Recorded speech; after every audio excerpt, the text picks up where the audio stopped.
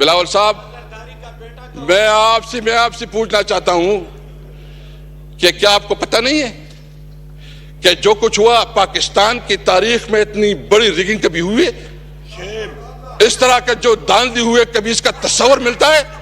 آپ اتنے بے غیرت ہو، اتنے بے غیرت ہو، اس الفاظ کو نکالا جائے ایوان کی کاروائی سے۔ 30 سال عمران خان کے ساتھ گزارے، عمران خان نے کبھی اصولوں پہ سودا بازی نہیں کی۔ ان کے لیے آسان تھا کہ وہ بھی ایگریمنٹ کرتا ملک سے باہر چلا جاتا، لیکن اس نے نہ وہ باغا ہے اور اس نے ڈٹ کے مقابلہ کیا۔ اس نے تمام آفر میں وہ کیے اور انہوں نے فیصلہ کیا ہے کہ وہ اس ملک میں رہ کے حالات کا مقابلہ کریں گے۔ اللہ تعالیٰ نہ ہمارا لیڈر جھکے گا نہ ہم جھکے گے انشاءاللہ تعالیٰ۔ اگر کسی کا یہ خیال ہے کہ عمران خان اس قسم کے ہتھ کنڈوں سے وہ کسی اس کے اوپر آ جائے گا، کسی آفر کو قبول کرے گا یا کوئی کمپرومائز کرے گا، کوئی کمپرومائز نہیں ہوگی۔ ہمارا وہی مقصد ہے کہ پاکستان کے اندر قانون کی علم برداری ہو، اور اپنے کمٹمنٹ کی بنیاد پہ میں نے کہا کہ میں مر جاؤں گا، عمران خان کو نہیں چھوڑوں گا۔ 47 والے میں بہت معذرت سے کہتا ہوں، ان کو اپنی بیوی اور اپنی بچی بھی میں نے نہیں سمجھتے۔ ان کو پتہ ہے، ان کی اپنی ضمیر بھی، ان کو جو کراچی میں ہمارے مینڈیٹ پہ ڈالا گیا ہے، ڈاکہ ڈالا گیا ہے، ان سے پوچھے، ان کو پتہ ہے کہ وہ ہارے ہوئے ہیں۔ السلام علیکم ناظرین، اسد قیصر آرمی چیف کی موجودگی میں اسمبلی میں آ پہنچا اور آتے ہی سب کو کھری کھری سنانے لگے اور کہنے لگے کہ آپ لوگوں نے اتنے سالوں میں کیا کیا ہے اس عوام کے لیے۔ آپ لوگوں نے کی ہے تو مہنگائی کی ہے تو بے روزگاری کی ہے اور لوگوں کا جینا حرام کیا ہے۔ تاریخ گواہ ہے کہ آپ لوگوں نے اپنے مفاد کے لیے عمران خان کو جیل میں رکھا تاکہ ہم مرضی اپنی کریں، لیکن اب یہ نہیں ہوگا۔ یہ مرضی اب اور نہیں چلے گی۔ یہ حکومت گدھ بن چکی ہے۔ آپ لوگوں نے غریب عوام کا خون چوس چوس کر اسے کہیں کا نہیں چھوڑا، لیکن یہ بات یاد رکھنا، میرا خان آئے گا اور وہ آپ کو کہیں کا نہیں چھوڑے گا۔ ناظرین، سب سے پہلے یہ زبردست ویڈیو اینڈ تک دیکھیے گا، پھر اس کے اوپر بات کرتے ہیں۔ ہماری پارٹی کا اس کے اوپر بالکل کلیئر موقف ہے کہ اس کے اوپر جوڈیشل کمیشن بنائیں، سپریم کورٹ جوڈیشل کمیشن بنائیں۔ آئے اگر آپ تیار ہیں تو اس پہ جوڈیشل کمیشن بنائیں۔ جس طرح سائپر میں جو ہمارا موقف تھا کہ ایک 19 گریڈ کا آفیسر ہمارے ایمبیسڈر کو بلا کے جس طرح وہ ڈکٹیشن دیتا ہے، وہ ہماری قومی غیرت پہ ایک بہت بڑا سوالیہ نشان تھا۔ کیا ہم پاکستانی اس طرح ٹریٹ ہوں گے؟ میں بلاول بھٹو صاحب سے یہ جو اس نے بات کی ہے، اب پہلے میں دوسری بات کرنا چاہتا ہوں۔ کیا شہباز شریف صاحب اور یہاں مسلم لیگ نون کی جتنی لیڈرشپ تھی، یہ سب نہیں کہتے تھے کہ جھوٹ کا پلندہ ہے، کوئی سائپر نہیں ہے؟ یہ پریس کانفرنسیں کرتے تھے، یہ تقریریں کرتے تھے اور یہ کہتے تھے کہ جھوٹ ہے، کوئی حقیقت اس کی نہیں ہے۔ پھر اس سائپر کو بنیاد بنا کے عمران خان کے خلاف جس طرح اس کو سزائیں دی گئی، جس طرح عدالت کا، یعنی مجھے تو سمجھ نہیں آ رہی کہ ایک دن میں 11 گھنٹے عدالت کی پروسیڈنگ چلتی ہے، 14 گھنٹے جو ہے نا عدالت کی پروسیڈنگ چلتی ہے، اور مقصد یہ ہے کہ کسی طرح گن پوائنٹ سے جج کے اوپر گن پوائنٹ سے اس کو سزا دلائی جاتی ہے، اس لیے کہ الیکشن کے دوران اپنے ورکر کو، عوام کو مایوس کیا جائے کہ عمران خان کی کوئی کیریئر نہیں ہے۔ عوام نے دکھا دیا، تو اس لیے سب سے پہلے میں حکومت سے مطالبہ کرتا ہوں کہ اگر اس پہ وہ حقیقت سمجھتی ہے، سچائی سمجھتی ہے، تو آئے کہ اس کے اوپر جوڈیشل کمیشن بنائے، جوڈیشل کمیشن بنائے، اور پھر حقیقت سامنے آ جائے گا۔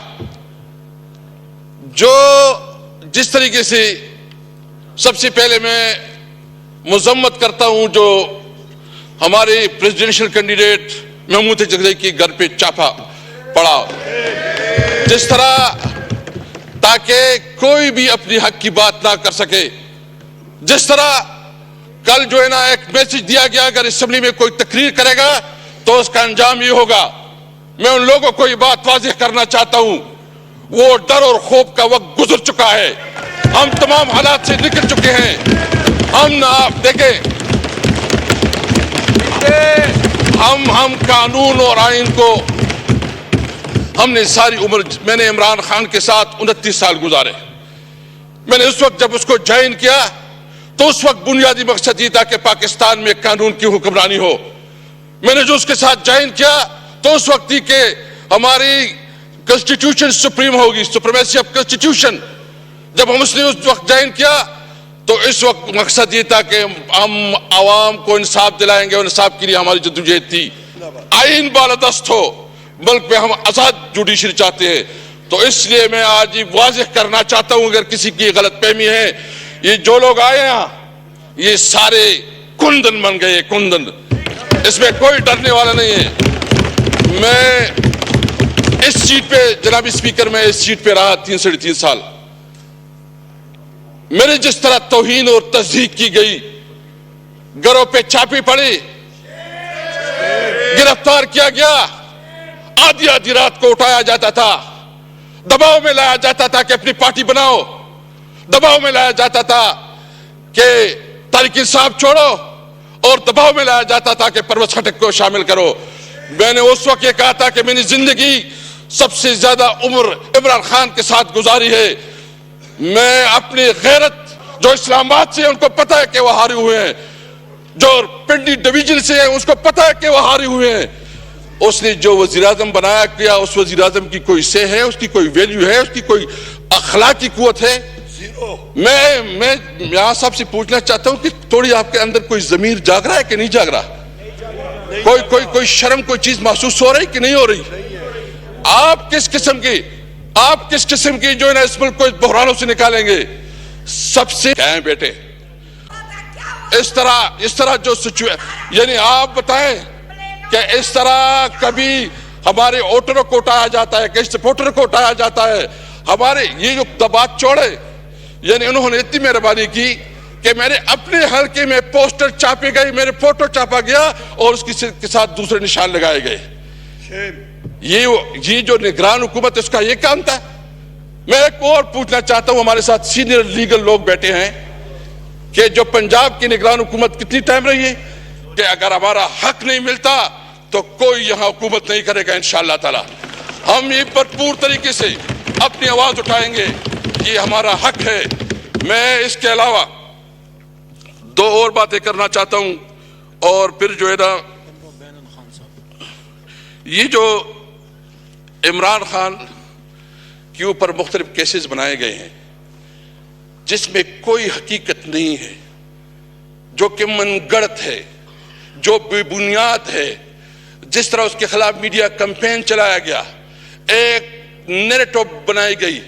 وہ عمران خان جس نے اس ملک کو شوکت خانم اسپتال دیا, جو کینسر کی مریضوں کے لیے مفت علاج. وہ عمران خان جس نے اس ملک کے لیے ورلڈ کپ جیتا.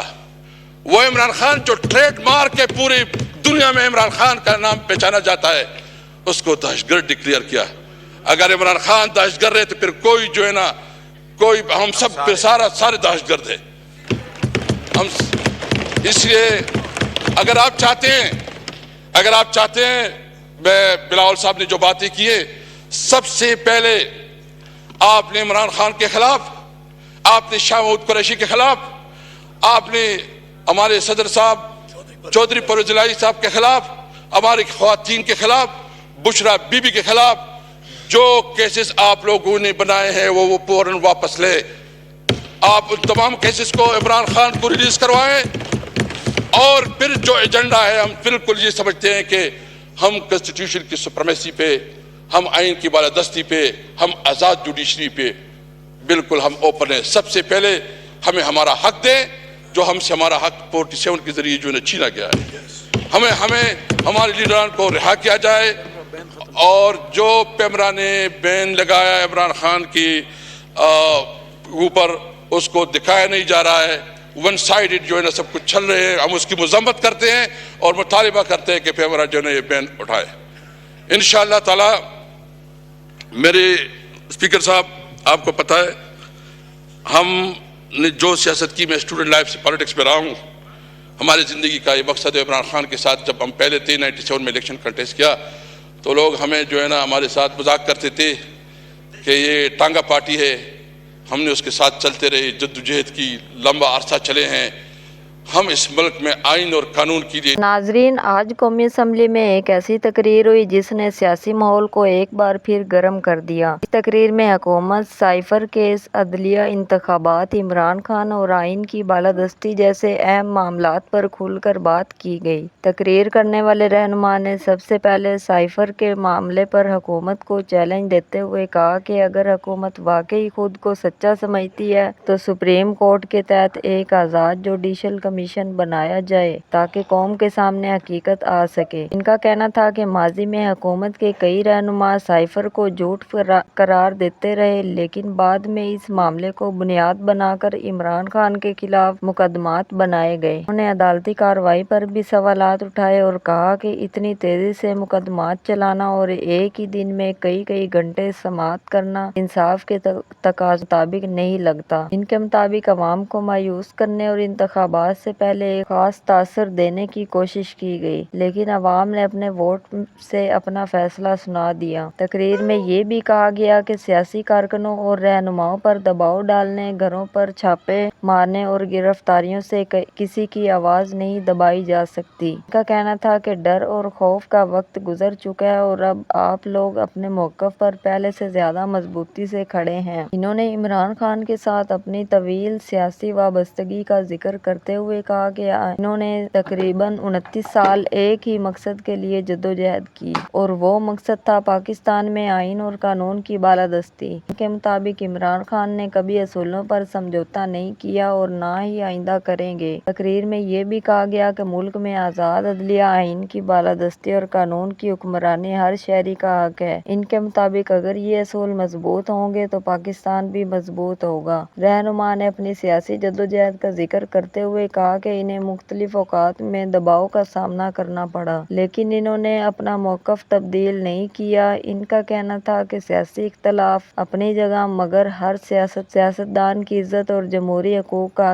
एहतराम होना चाहिए। इन्होंने मज़ीद कहा कि आइंदा दिनों में वो इन तमाम सियासी जमातों से रब्ता करेंगे जो इंतखाबात और जमहूरी अमल पर तहकीकात रखती हैं, ताकि आइन, जमहूरियत, आज़ाद अदलिया और शहरी हकूक़ के लिए मुश्तरका जद्दोजहद की जा सके। इंतखाबात के हवाले से भी इन्होंने शदीद तहफ़्फ़ुज़ात का इजहार किया और कहा कि अवाम के मंडेट का एहतराम होना चाहिए। इनके मुताबिक अगर अवाम के वोट की इज्जत नहीं होगी तो जमहूरी निज़ाम भी कमज़ोर होगा। तकरीर के आखिर में इन्होंने इमरान खान समेत दीगर रहनुमाओं पर कायम मुकदमात ख़त्म करने, सियासी कैदियों की रहाई और सब के लिए यकसा इंसाफ का मुतालबा किया। साथ ही इन्होंने पैमरा पर भी तनकीद की और कहा कि हर सियासी जमात को अपना मौक़िफ़ अवाम तक पहुँचाने का बराबर मौका मिलना चाहिए। नाजरीन, अब आपकी क्या राय है? अपनी कीमती राय वीडियो के कमेंट सेक्शन में हमें दें और मुझे दें इजाज़त। अल्लाह निगहबान।